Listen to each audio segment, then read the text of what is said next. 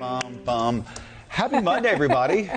Here's hoping you had. Happy Fans That's Day, right. yeah. That's right. Here's hoping you had a fantastic weekend. Everybody have a good weekend? We did. It was busy. We had the Saturday. magical toy drive. Yeah. I got to see you guys on my TV. Yeah. I know, here in the right? studio. That's right. That's right. Not what we're talking about this morning, but we do want to thank everybody. We had Absolutely. almost 3,000 gifts donated. That was a one-day record for us for Magical Toy Drive. And it couldn't have happened It was without an all of you avalanche all. of toys. Yes, It it really was. was. It really Yeah. was. It was so many toys. So thank you again to everybody. By the way, you still have time. It runs through this Friday. Yes. So keep that in mind. You know what? It's not often that we've gotten to say this lately, but a great weekend to be a Panthers fan. Everybody is celebrating. The Panthers coming off that big win in Seattle Sunday. Let us know. Chime in. Did you watch? What are you thinking? Are you excited? It's their first road win, the first time they've won back-to-back games this season. The latest victory has fans calling for interim tag to be removed from head coach Steve Wilks, who replaced Matt Rule back in October. Larry saying yes. Let us know. Do you agree with Larry? Should that happen?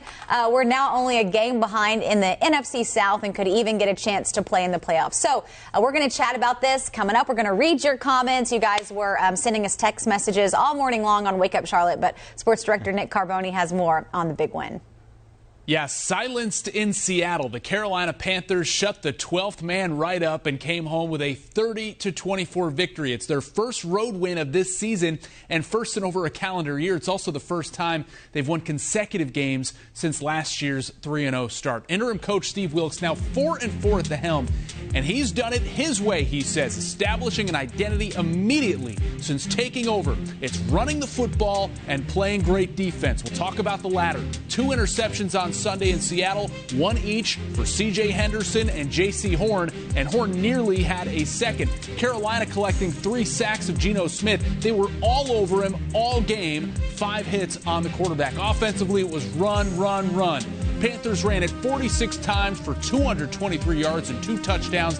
They averaged just under 5 yards a carry, and they possessed the ball for nearly 40 of the game's 60 minutes. The Seahawks tighten things up, but the Panthers get out of there with a huge 30-24 victory.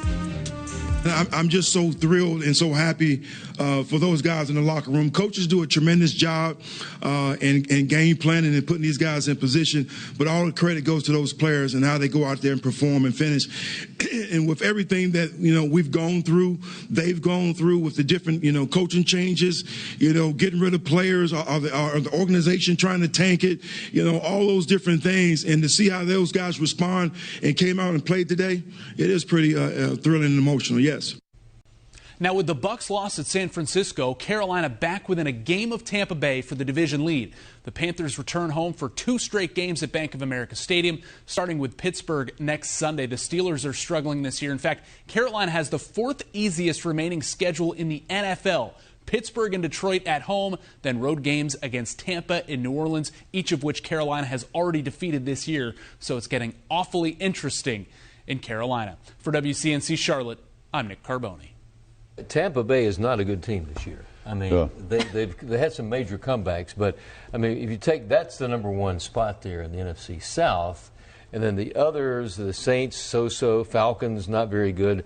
It puts the Panthers right up there in a playoff position. And this could get pretty exciting. How about that? How about that? Considering where we were at the beginning of the year. It's crazy, isn't it? Yeah, it's great. So this morning we've been asking you, do you think the Panthers should make Steve Wilks the permanent coach? He's got the interim title right now. Lots of you responding yes. Take a look. One person said they agree with Larry. Larry's Thank you very much. That's right. Others saying they enjoy his can-do spirit. One person saying yes to Wilks and that the team really just needs a quality quarterback at this point as well. A few other comments scrolling by. Some asking, should they ask the players? And it seems like the players really like him. Yeah, for sure. Players love him. He's one of those guys that just has the locker room. So if that counted, then he'd be the coach named tomorrow. And a local guy. Yes, and a local guy. I mean, how often do you end up with a head coach who's, he is so involved in this community. He is a class act. People love him. The community loves him. He and his wife do so many great things in the community. What more can he ask for? I think he should be given the chance. Yeah. Mr. Tepper, if you're watching again, he watches every morning. Right? Right? Isn't that right? I think so, yes. Wake up, Charlotte. Yes. Hey, Jake Spriggs chiming in on Facebook saying Panthers have a good defense. They could ruin Buccaneers' playoff chances down the stretch. Hey, So pretty Great running exciting, right? game. Great running game. So they got, all the ingredients are there. Take them to the top.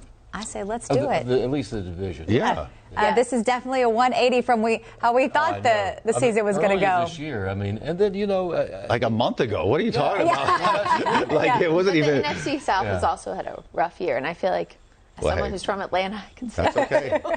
We'll take it. Whatever. It doesn't matter. It doesn't matter. As long as we're up there in the playoff picture, whether it's a good division or bad division. It's true, Larry. Yeah. I feel like the Panthers deserve it. It's high time. It's been a rough couple of years for them. All right, folks, continue to weigh in. Let us know. What do you think? And then we'll see you back here tomorrow for another edition of Wake Up Charlotte to Go.